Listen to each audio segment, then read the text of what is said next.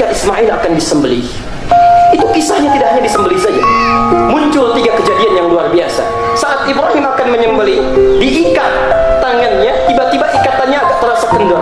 Apa kata Ismail?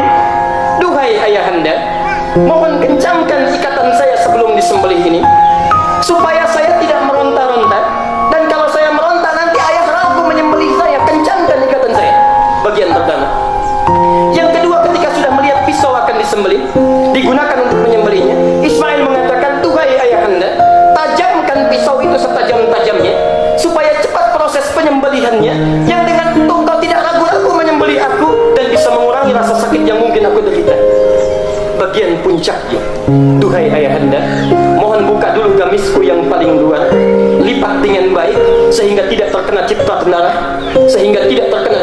darah, dan mohon berikan itu sebagai kenangan terakhir dari putra tercinta kepada ibundaku Hajar, dan supaya beliau tidak merasakan sedih kehilangan putranya Ismail alaihissalam. Keistimewaan ini terletak kepada 3 hal utama yang tidak ditemukan di hari-hari lain, yang tidak didapatkan di raya-raya yang lain, kecuali hanya akan kita temukan di Idul Adha ini. Yang pertama adalah tuntunan kebahagiaan dengan menunaikan salat 2 rakaat yang barusan kita tunaikan. Yang kedua terkait dengan ibadah ritual korban, yang hikmahnya menanamkan kedalaman dan kedekatan kita terhadap Allah Subhanahu wa taala. Dan yang ketiga, ini yang barangkali banyak dilupakan oleh sekian manusia. Setiap datang Idul Adha, kita hanya fokus mencari kapan salatnya. Kita hanya fokus mempersiapkan binatang apa yang akan disembelih. Tapi pada poin yang ketiga ini, dan inilah sesungguhnya hikmah terbesar kenapa Idul Adha selalu diulang setiap tahunnya. Subhanallah, hikmah yang menanamkan pesan kuat kepada kita agar kembali meneladani perjalanan hidup Ibrahim bersama keluarganya, untuk kita nilai ke dalam diri kita, dipraktekkan dalam kehidupan kita, dan dengan itu kita mendekat kepada Allah Subhanahu wa taala. Allahu akbar, Allahu akbar walillahil hamd. Hadirin, Ibrahim alaihi salam, kakek Nabi Muhammad sallallahu alaihi wasallam yang ke-30 itu, yang disebut oleh Al-Quran sebagai Khalilullah, kekasihnya Allah, yang sangat dekat dengan Allah Subhanahu wa taala itu. Penting diketahui bahwa Ibrahim ketika akan dilantik menjadi nabi, ditetapkan menjadi rasul, ditetapkan oleh Allah disebut sebagai kekasihnya, dalam mendapatkan semua gelar yang prestisius itu, kedekatannya dengan Allah yang sangat tinggi itu tidak ditempuh semudah membalikan telapak tangannya. Ibrahim berjuang dengan luar biasa. Walaupun terlahir dengan fitrahnya sebagai seorang muslim, subhanallah, dia berusaha mencari dengan ilmunya, mendekat kepada Allah. Bahkan di surat Al-An'am, di ayat ke-77 sampai 79 itu, dilukiskan bagaimana beliau berjuang. Melihat mentari, beliau katakan, ini barangkali Tuhan saya. Ketika terbenam, dia katakan, tidak ada Tuhan yang bisa terbenam. Ketika malamnya datang, beliau melihat rembulan, disimpulkan barangkali ini yang indah, ini Tuhan saya. Falamma afala, ketika bulan terbenam, dia katakan, Tuhan tidak mungkin terbenam. Subhanallah, dengan ilmunya, dengan pencariannya, di ayat yang ke-79 kemudian dia dapatkan Tuhan yang sesungguhnya. Inni wajjahtu wajhiya lillahi fataras samawati wal ardh hanifa wa ma ana minal musyrikin. Ketika ditemukan Allah dengan ilmunya, dengan pencariannya, maka dihadapkan dirinya sepenuhnya, tawakal pasrah kepada Allah, dan tidak menyekutukannya dengan apapun yang hadir dalam kehidupannya. Pesan pertama, ketika kita dihadirkan di momentum Idul Adha ini, diberikan pesan yang kuat kepada kita hadirin sekalian, agar bisa belajar dari keteladanan Ibrahim alaihissalam, seorang nabi, seorang rasul, seorang khalilullah, walaupun terlahir dengan fitrahnya Islam, masih mau memperdalam ajaran agamanya, masih mau merekatkan tauhidnya, masih mau merekatkan ilmunya, mendekat kepada Allah.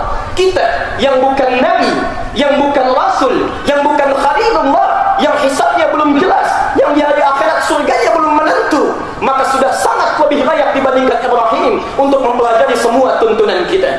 Seakan-akan kisah ini mengajarkan kepada kita, tidak cukup berislam dengan warisan lahirnya kita, tidak cukup dengan dilahirkannya dari rahim ibunda kita, membawa nama Islam, lantas dengan itu saja cukup kita mendekat kepada Allah. Diminta kita untuk belajar menguatkan syahadat kita, karena itu diturunkan ilmu tauhid.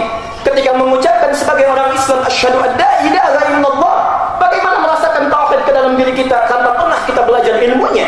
Bagaimana memahami asyhadu an la ilaha illallah tanpa mengerti kalimatnya? Karena itu subhanallah, orang yang asyhadu an la ilaha illallah, azan zuhur jam 12 kurang 10, setengah 12 dia sudah di masjid. Karena kenal dengan Tuhannya, tahu tentang tuntunan Rasulnya. Tapi orang yang tidak pernah belajar ilmunya, azan dipanggil masih santai saja. Kadang-kadang dia marah dan gelisah. Iqamat dikumandangkan masih berada dalam keadaan yang biasa saja, tidak ada sentuhan dalam sabubarinya. Ibrahim yang Nabi, Ibrahim yang Rasul, Ibrahim yang Khalilullah masih mau belajar. Maka kita yang bukan Nabi, yang bukan Rasul, yang bukan Khalilullah, sudah selayaknya mendekat kepada Allah dengan meneladani dan mempelajari tuntunan agama kita. Antum salat sudah ribuan tahun hingga detik ini, hingga sunnah Idul Adha yang telah ditunaikan tadi, tanyakan pada hati sanubari kita. Sampai detik tadi kita salat, sudahkah paham dengan bacaan yang kita baca dalam salat? Mengerti dengan gerakan yang kita lakukan dalam salat? Jangan-jangan selama ini ribuan kali kita salat, tapi tidak pernah mengerti, tidak paham apa yang kita baca dan dilakukan dalam salat kita. Allahu Akbar, Allahu Akbar walillahil hamd. Hadirin, Ibrahim yang berusaha menemukan Tuhannya, yang setelah lekat dengan Allah Rabbnya, mengajak kerabatnya, mengajak keluarganya, ayahanda dan lingkungannya, memberikan pesan yang kuat kepada kita. Kalau kita sudah dekat dengan Allah, sudah mengenal tuntunan Islam, maka jangan berislam sendirian, jangan soleh sendirian. Maka mulai kita rangkul keluarga kita. Jangan hanya yang taklim itu rajin ayahnya, yang ke masjid itu ibunya, yang ke masjid itu ayahnya, tapi anak kita biarkan sendirian dengan dunianya, kakaknya kita biarkan sendirian dengan dunianya. Ibrahim mengajarkan pesan, subhanallah, bila sudah dekat kita dengan Allah, ajak lingkungan sekitar kita, keluarga kita, tetangga kita, kerabat kita. Karena itulah kalimat iman di Quran disampaikan dengan bentuk mufrad tunggal, bahkan syahadatnya asyhadu saya. Tapi semua ketika sudah beriman kepada Allah, dirubah kata gantinya, dhamirnya dari hamzah saya menjadi nahnu, iyyaka na'budu wa iyyaka nasta'in. Dalam urusan iman disebutkan tunggal asyhadu saya. Ketika semuanya sudah beriman, maka kalimat beribadah diminta untuk merangkul dengan sesamanya, na'budu bukan na'budu. Karena itulah Imam An-Nawawi mengarang satu kitab berisi 1896 hadis, diberi nama dengan Riyadhus Shalihin, bukan Riyadhus Shalih tapi Riyadhus Shalihin. Karena petunjuk kitab ini bukan ingin merangkul satu dua orang yang saleh, tapi mengajak setiap orang untuk mendekat kepada Allah dalam keadaan yang saleh. Allahu Akbar, Allahu Akbar walillahil hamd.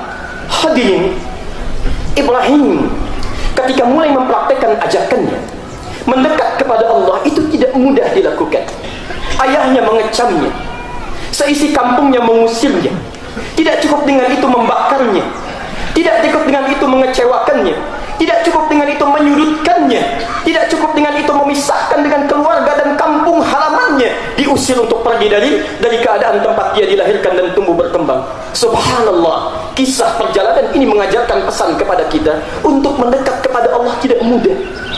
Seorang Nabiullah, seorang Rasulullah, seorang Khalilullah, untuk sekedar mendekat kepada Allah saja banyak tantangannya. Apalagi kita yang bukan Nabi, kita yang bukan Rasul, kita yang bukan Khalilullah. Fitrah Allah mengajarkan kepada kita, ketika akan mulai mendekat kepada Allah, tidak akan luput dari tantangan. Antum yang belum terbiasa menunaikan salat berjamaah di masjid, subhanallah, tidak mudah melangkahkan kaki kita untuk ke masjid. Para akhwat, saudariku para muslimah, ketika anda belum terbiasa mengenakan hijab, tidak mudah kita untuk mengenakannya. Al-Baqarah 214. Am hasibtum an tadkhulul jannata wa lamma ya'tikum mathalul ladina khalu min qablikum massathumul ba'sa'i wad-dharra wa zulzilu hatta yaqula ar-rasul wal ladina amanu ma'ahu mata nasrullah. Apa kalian kira, kata Allah, akan mendapatkan surga begitu mudahnya, sementara saya belum uji tingkat keseriusan dan kesabaran kalian seperti umat sebelumnya diuji. Ditimpa ujian yang kecil, anda yang baru mau ke masjid barangkali, yang biasanya tidak pernah ke masjid, kawan kita mengatakan sudah mulai alim rupanya. Wadara, ada gangguan yang sifatnya bisa fisik. Para akhwat kita tercinta yang akan mulai mengenakan hijab mendapatkan teror SMS, kecaman sana sini, dianggap sudah mulai melakukan praktek kuno. Wazulzilu, bahkan pada puncaknya ada yang merasakan goncangan seperti digoncang, gempa dalam hatinya. Kenapa saya yang harus mengalami ini? Subhanallah. Hatta yaqula rasul wal ladina amanu ma'ahu mata nasrullah. Sampai Rasul pun pernah mengalami ini dalam perjuangan umat-umat sebelumnya dan mengatakan kapan pertolongan Allah akan tiba. Allahu Akbar, Allahu Akbar walillahil hamd. Hadirin, Mari kita merenung sejenak, tatap dengan dalam di kejauhan. Saudara-saudara kita di Palestina begitu luar biasa mempertontonkan, menunjukkan kepada kita semangat mereka mendekat kepada Allah. Untuk ke masjid saja masih berjuang, sekali lagi, mesti berjuang dengan hujan peluru yang siap menerpa, mesti berjuang dengan dentuman bom yang kapan saja bisa diturunkan. Tidak patah semangat, masjidnya hancur dibangun lagi, masuk ke masjid masih sempat dihancurkan, syahid mereka di sana, tapi tidak putus semangatnya untuk datang mendekat kepada Allah di rumahnya. Antum, sekali lagi saya katakan, antum, masjidnya dihadirkan di samping rumah kita, fasilitasnya bagus luar biasa, yang kalau kepanasan di dalam bisa sejuk dirasakannya, yang kalau kedinginan ada kehangatan yang bisa kita rasakan, yang kalau ada ta'lim masih sempat bahkan ada steaknya, ustadznya datang sendiri, yang tantangannya tidak ada peluru tapi hujannya masih air, subhanallah, disediakan payungnya, masih belum tersentuh untuk mendekat kepada Allah, datang begitu saja. Maka dengan cara apa lagi Allah mesti memfasilitasi kita mendekat kepada-Nya. Allahu Akbar, walillahil hamd. Hadirin, tidak cukup ujian yang dialami Ibrahim sampai di sini. Ketika diusir dari kampungnya, berangkat beliau bersama istri tercintanya, disupport, didukung dengan dakwahnya, sampai menikahi Hajar secara singkatnya. Subhanallah, dalam perjuangan yang dihadapi oleh suaminya, istrinya terus memotivasi, menguatkan mentalnya, mendorong jiwanya, dan itu yang dipraktekkan kemudian hari dibaca oleh Khadijah, diamalkan oleh beliau untuk memotivasi dan menguatkan Rasulullah SAW. Ini pesan bagi para akhwatil muslimah, pesan bagi para saudariku. Ketika suami mulai berjuang mendekat kepada Allah, mencari nafkah dalam kebaikan, mendekat dalam ibadah, maka di sini dimunculkan kekompakan, kekuatan dari para akhwat, dari para istri, supaya mendorong dengan kompak untuk mendekat kepada Allah Subhanahu wa Ta'ala. Artinya apa? Kalau antum ingin mendekat kepada Allah, ingin tercipta keluarga yang salihah, jangan hanya suaminya yang saleh, istrinya tidak. Jangan hanya istrinya yang rajin ikut ta'lim, suaminya sibuk dengan pekerjaannya. Subhanallah, antum para imam di rumah tangga, bagaimana para lelaki bisa menjadi imam sementara bacaan Qur'annya belum bisa dia sampaikan? Bagaimana bisa menjadi imam sementara fikih salatnya tidak tahu? Istrinya rajin ta'lim, suaminya sibuk tidak tahu bagaimana mendekat kepada Allah Subhanahu wa Ta'ala. Jika antum ingin meneladani Ibrahim, diingatkan tepat di detik ini, maka kembalilah, beristighfarlah, ingatlah Allah Subhanahu wa Ta'ala, kompak dengan istri kita, renungkan di dekat ini apa yang menyebabkan sampai detik ini kita merasa jauh dari Allah Subhanahu wa Ta'ala. Allahu Akbar, walillahil hamd. Figur seorang suami sudah, figur seorang istri sudah. Hadirin, bagian terakhir dan penutup khutbah kita di sini. Tatkala lahir anak yang dinanti dari rahim Hajar alaihissalam, lahir putra yang sangat dinantikan, puluhan tahun tidak dapat keturunan, ditunggu-tunggu ketika dapat turun perintah Allah supaya dibawa pergi dari tempat mereka tinggal di Palestina, diminta untuk dibawa hijrah, dan harus ditinggalkan di satu kota daerah yang sangat jauh, yang sekarang kalau diilustrasikan jaraknya itu 1 hari 2 malam menggunakan bis. Diminta oleh Allah untuk dibawa ke Makkah. Kemudian diabadikan kisahnya di dalam surah Ibrahim ayat 37. Rabbana inni askantu min dzurriyyati biwadin ghairi dzi zar'in 'inda baitikal muharram. Subhanallah, bayi baru lahir, masih merah, turun perintah dari Allah, bawa beserta ibundanya Hajar, pergi menempuh perjalanan yang cukup jauh, tinggalkan di satu lokasi yang sangat gersang. Bukan hanya gersang, tidak ada penghuninya, tidak ada tumbuhannya, tidak ada airnya. Anda bisa bayangkan, subhanallah. Coba ilustrasikan diri kita, bawa ke kisah itu. Kalau antum menjadi Nabi Ibrahim, ibu menjadi Hajar alaihissalam, baru melahirkan, diperintahkan dibawa anaknya, ditinggalkan begitu saja. Bahkan perintahnya jangan menoleh, jangan dilihat sedikit pun.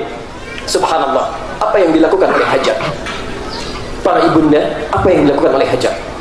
Hajar meneguhkan hatinya, Hajar mengucapkan satu kalimat saja, ahadza min amrillah. Apakah ini perintah Allah Subhanahu wa Ta'ala? Apa jawab Ibrahim? Tanpa menoleh, hanya mengatakan dan mengangguk, bala, ya, ini adalah perintah Allah. Subhanallah, perhatikan kalimat Hajar. Lau kana hadza min amrillah lanasbir. Kalau ini memang perintah Allah, maka kami akan sabar menjalaninya. Subhanallah. Hadirin, kisah ini, bagian ketiga ini, ingin memberikan pesan yang sangat kuat kepada kita, bahwa mendekat kepada Allah itu tidak mudah.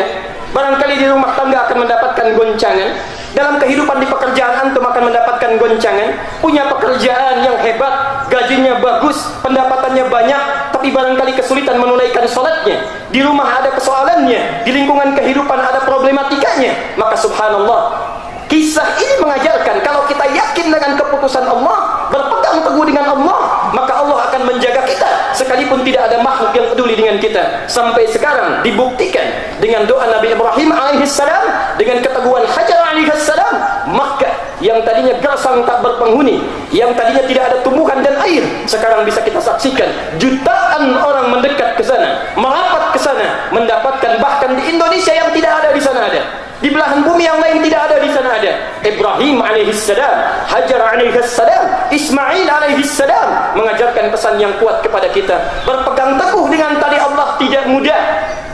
Nabi menyampaikan akan tiba satu masa ketika Anda mempraktekkan sunnah seperti memegang bana di tangan kita.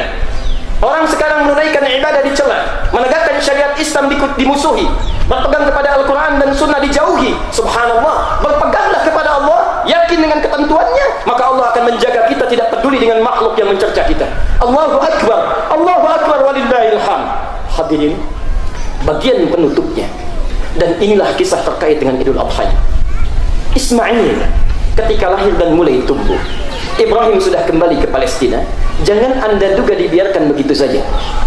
Dari setiap pertumbuhannya mulai disusui, mulai berkembang, mulai merangkak. Subhanallah, Ibrahim dibalik kesibukannya sebagai seorang ayah mencari nafkah, sebagai seorang nabi dan rasul yang berdakwah, subhanallah, selalu meluangkan waktu untuk keluar pergi ke Makkah menengok perkembangan anaknya. Jangan bayangkan menggunakan pesawat, jangan bayangkan menggunakan bis, jangan bayangkan menggunakan motor, dan jangan juga terbayang menggunakan unta. Berjalan kaki dari Palestina ke negeri Makkah hanya sekedar memastikan putranya tumbuh dengan baik.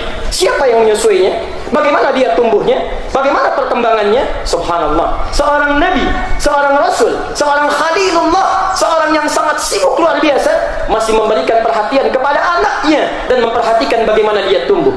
Antum, saya, kita semua sebagai seorang ayah yang hadir di lapang ini, yang disaksikan oleh Allah dan Rasulnya, yang disaksikan oleh Allah dan malaikatnya. Subhanallah, bukan nabi, bukan rasul, bukan khalilullah, pekerjaan kita barangkali tidak sesibuk Ibrahim, tapi barangkali ada di antara kita, subhanallah, yang bahkan dengan sibuk pekerjaannya tidak sempat melihat perkembangan anaknya, tidak sempat memperhatikan keluarganya. Demi Allah saya katakan, bertakwalah antum kepada Allah subhanahu wa ta'ala, bertakwalah kepada Allah subhanahu wa ta'ala.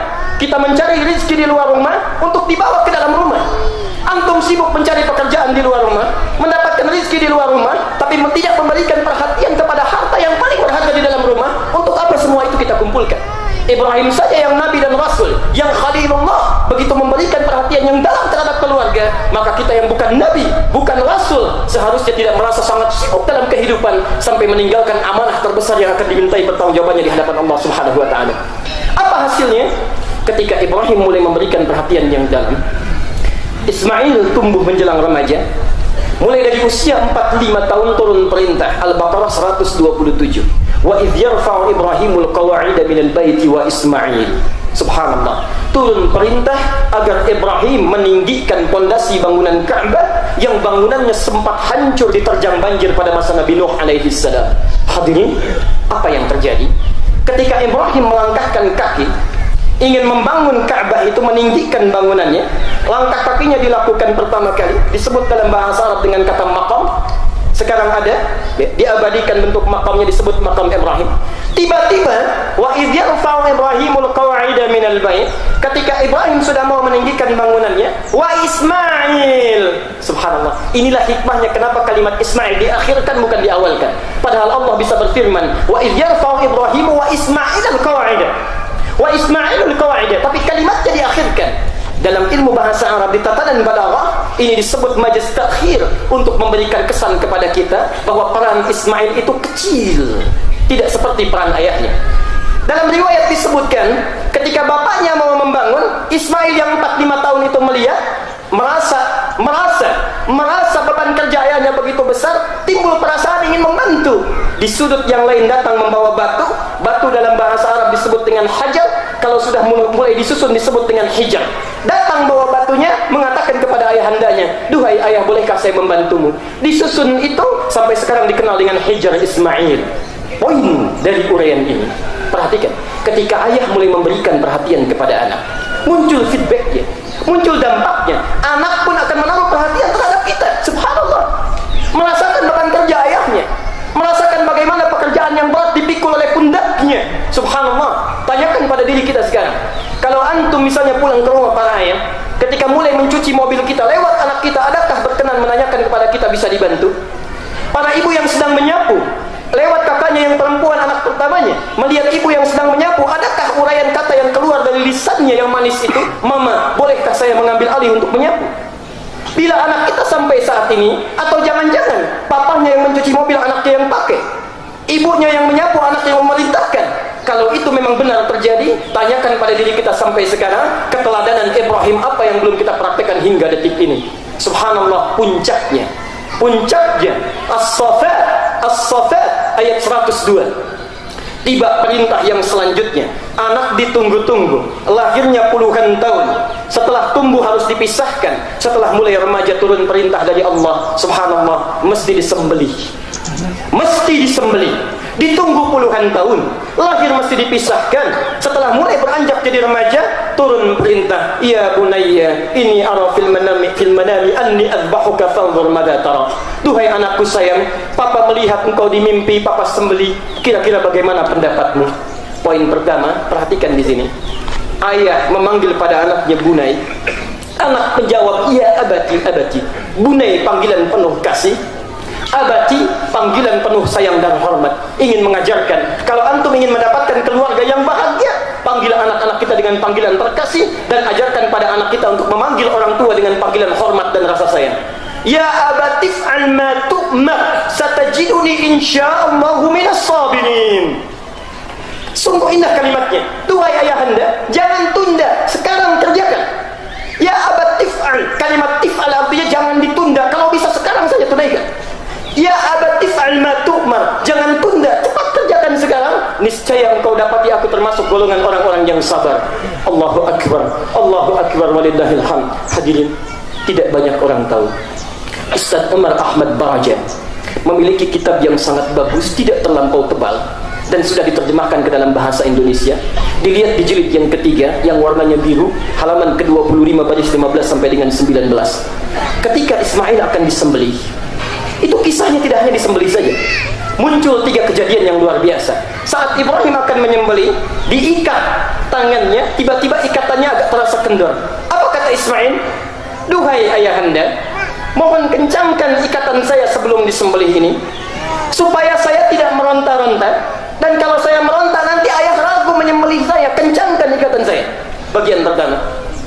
Yang kedua, ketika sudah melihat pisau akan disembelih, digunakan untuk menyembelihnya, Ismail mengatakan, "Duhai ayahanda, tajamkan pisau itu setajam-tajamnya, supaya cepat proses penyembelihannya, yang dengan itu engkau tidak ragu-ragu menyembelih aku, dan bisa mengurangi rasa sakit yang mungkin aku derita."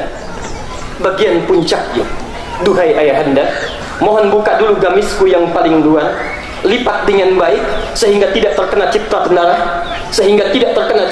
darah, dan mohon berikan itu sebagai kenangan terakhir dari putra tercinta kepada ibundaku Hajar, dan supaya beliau tidak merasakan sedih kehilangan putranya Ismail alaihissalam." Jika antum memberikan perhatian yang dalam terhadap anak-anak, terhadap keluarga, jangankan merasakan beban pekerjaan, nyawanya pun rela diberikan dari kebaikan kedua orang tuanya. Allahu akbar, Allahu akbar, walillahil hamd. Karena itulah Allah berikan kebaikan kepada seluruh keluarga ini, diberikan keturunan, bahkan istrinya yang lain Sarah, yang tadinya tidak mungkin secara medis bisa melahirkan, divonis mandul, divonis juga monofos, dengan izin Allah, karena semuanya yakin dengan kekuatan Allah, mendekat kepadanya dengan segala cobaan yang berat dirasakan. Apa yang terjadi? Sarah pun diberikan keturunan yang luar biasa. Dari rahimnya turun Ishak, dari Ishak turun Yakub, dari Yakub turun Yusuf, dari Yusuf kemudian turun siapa lagi? Nabi Daud, dari Nabi Daud turun Sulaiman, dari Sulaiman turun Musa, dari Musa kemudian melahirkan Imran, dari Imran lahir Maryam, dari Maryam lahir Isa alaihissalam. Dari garis keturunan Hajar alaihissalam, subhanallah, tidak cukup dari Ismail, puncaknya sampai ke Nabi Muhammad sallallahu alaihi wasallam. Muhammad bin Abdullah bin Abdul Muttalib bin Hashim bin Abdul Manaf bin Qusay bin Murrah bin Kilab bin Ka'ab bin Ghalib bin Fihr bin Malik bin Nadar bin Kinanah bin Khuzaimah bin Mudrika bin Ilyas alaihissalam bin Nizar bin Mudar bin Ma'ad bin Addan bin Addi bin Abdi bin Muqawwam bin Nahur bin Tarikh bin Ya'rub bin Yasjub bin Nabit bin Ismail alaihissalam bin Ibrahim alaihissalam. 29 generasi melahirkan kebaikan. Dari sisi Sarah, subhanallah, seluruhnya melahirkan Nabi dan Rasul. Hadirin, hari ini tepat di sini kita diminta untuk merenung, tanyakan pada perjalanan diri kita sampai hari ini, apa yang belum sesuai dengan keteladanan Nabi Ibrahim alaihissalam. Kisah ini, momentum ini diulang tiap tahun, bukan supaya kita memakai baju yang bagus, sholat menyembelih lantas pulang, tapi pesan penting di balik semua proses ini diminta berintrospeksi, lihat kepada diri dan keluarga kita. Hadirin, subhanallah, barangkali kita mengatakan Ibrahim itu wajar Nabi dan Rasul, kita bukan Nabi, bukan Rasul. Catat, sekali lagi, catat, ada seorang keluarga, satu keluarga, bukan Nabi, bukan Rasul, belajar dari kisah Ibrahim, diteladani, dipraktekkan, berhasil meraih hikmah yang telah disebutkan Allah ini dan diabadikan namanya dalam Al-Quran, surah ketiga Ali Imran. Imran bukan Nabi, Imran bukan Rasul, Imran bukan Khalilullah, tapi ketika meneladani kisah Ibrahim dan keluarganya, dipraktekkan oleh beliau, didapatkan hikmah keindahan dalam hidupnya dan diabadikan dan disandingkan dengan keluarga Ibrahim dalam Al-Quran. Ali Imran ayat ke-33, dan inilah ayat penutup kita. Innallaha astafa Adam wa Nuha wa ala Ibrahim wa ala Imran 'alal 'alamin. Sungguh Allah telah memilih dan memuliakan Adam, keluarganya tidak disebut. Wa Nuhan, Nuh keluarganya tidak disebut. Adam dan Nuh punya keluarga yang sebagian anggota keluarganya menjauh dari Allah, tapi ketika menyebut Ibrahim, wa ala Ibrahim, dan keluarganya Ibrahim yang prototipe yang keempat, wa ala Imran 'alal 'alamin. Bukan Nabi, bukan Rasul. Imran berhasil belajar dari Ibrahim, dengan itu dipraktekkan, dipuji oleh Allah Subhanahu wa taala. Hadirin, berakhir khutbah kita sebelum kita berdoa kepada Allah, saya ingin memberikan pesan yang sangat kuat. Jangan meninggalkan tempat ini. Jangan meninggalkan tempat ini. Kita disaksikan oleh Allah dan malaikatnya, berada di samping rumah Allah, dihadirkan di momentum ini. Barangkali mohon maaf, orang Palestina diambil lebih dulu karena memang bekalnya sudah cukup menghadap kepada Allah.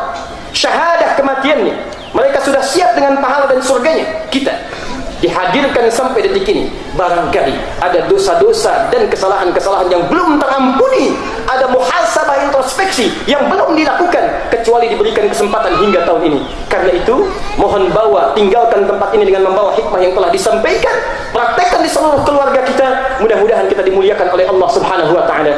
Jangan membayangkan dan menunggu tahun depan, karena demi Allah saya katakan kita tidak bisa menjamin tahun depan bisa hidup atau tidak. Idul Adha akan datang lagi atau tidak. Praktekkan mulai hari ini, mendekat kepada Allah, yakinkan diri kita, dan mudah-mudahan dengan itu kita didekatkan dengan Allah Subhanahu wa taala dalam kebaikan.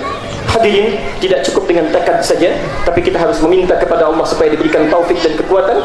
Karena itu mari kita akhiri dengan berdoa kepada Allah Subhanahu wa taala. Semoga usaha kita dan tekad kita ini diberikan hidayah dan taufik sehingga mudah untuk dilakukan. Alhamdulillahirabbil alamin.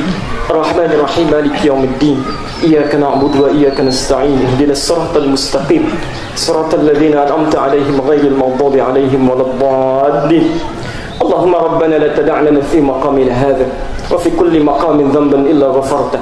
Duhai Allah, kami sangat bermohon kepadamu, bila di tempat ini ya Allah ada di antara kami hamba-Mu yang penuh dosa, siapapun maka ampuni segala dosanya ya Allah. Wala hamman illa farajtah, dan bila ada di tempat ini ya Allah siapapun yang hatinya tengah gelisah maka tenangkan jiwanya. Wala asiran illa yassartah, Duhai Allah yang Maha Pengasih Penyayang yang memudahkan, bila ada di antara kami saat ini ya Allah hamba-Mu yang tengah berlelah hadir di tempat ini, ada merasakan kesulitan dalam hidupnya maka mudahkan setiap kesulitannya. Wala maridan illa syafaitah, dan bila ada di antara kami ya Allah yang tengah sakit ditimpa penyakit seberat apapun maka angkat dan sembuhkan penyakitnya. Wala hajatan min hawaijid dunya wal akhirati fiha laka ridwan wa fiha lana as-salah inna qadaitaha ya arhamar rahimin. Dan bila ada di antara kami saat ini ya Allah hamba-Mu yang tengah menengadahkan tangannya bermohon satu kebaikan, apapun permohonannya selama baik dan bernilai ibadah maka kabulkan setiap permohonannya ya rabbal alamin. Allahumma ja'al jam'ana hadza jam'an marhuma wa tafarraqana min ba'dihi tafarruqan ma'suma. Duhai Allah, jadikan perkumpulan, pertemuan, perhimpunan kami di pagi duha ini ya Allah sebagai pertemuan yang Engkau ridai dengan penuh kasih sayang, dan jadikan perpisahan kami sekalipun kami masih berpisah ya Allah perpisahan yang mengikatkan, mengeratkan silaturahim di antara kami. Allahumma ya rabbal alamin, Allahumma ja'alna minal muslimin. Ya Allah, jadikan kami orang-orang Islam yang sangat taat kepadamu. Waj'alna minal muttaqin, dan jadikan kami di antara orang Islam itu orang-orang yang paling takwa kepadamu. Waj'alna minas salihin, dan jadikan kami di antara yang takwa itu yang paling saleh menghadap-Mu. Waj'alna min ibadikal mukhlasin, dan jadikan kami di antara yang paling saleh itu yang paling ikhlas dalam beramal kepadamu ya Rabbal Alamin. Allahumma ansur ikhwatana fi Palestin, Allahumma ansur ikhwatana fi Gaza, Allahumma ansur ikhwatana fi Iraq, Allahumma ansur ikhwatana fi Rohingya, Allahumma ansur ikhwatana fi Afghanistan, Allahumma ansur ikhwatana fi kulli makan. Tuhai Allah, kami sangat bermohon kepadamu ya Rabbal Alamin, berikan pertolongan kepada kami ya Allah, berikan pertolongan kepada saudara kami di Palestina ya Allah, berikan pertolongan kepada saudara kami di Iraq ya Allah, berikan pertolongan kepada saudara kami di Afghanistan, berikan pertolongan kepada saudara kami di Rohingya dan di setiap tempat dan keadaan ya Rabbal Alamin. Allahumma asli akhwanana, Allahumma asli akhwanana, Allahumma asli akhwanana, wansurna 'alal qawmil kafirin. Allahumma ati anfusana taqwaha wa zakkiha anta khairu man zakkaha anta waliyuha wa mawlaha. Allahumma rabbana atina fid dunya hasanah wa fil akhirati hasanah wa qina adhaban nar. Bifadlika subhana rabbika rabbil 'izzati amma yasifun wa salamun 'alal mursalin. Alhamdulillahi rabbil alamin. Ibadallah, innallaha ya'muru bil 'adli wal ihsan wa ita'i dhil qurba wa yanha 'anil fahsya'i wal munkari wal baghi ya'idukum la'allakum tadhakkarun. Wa la dhikrullahi akbar wallahu ya'lamu ma tasna'un. Assalamu alaikum warahmatullahi wabarakatuh.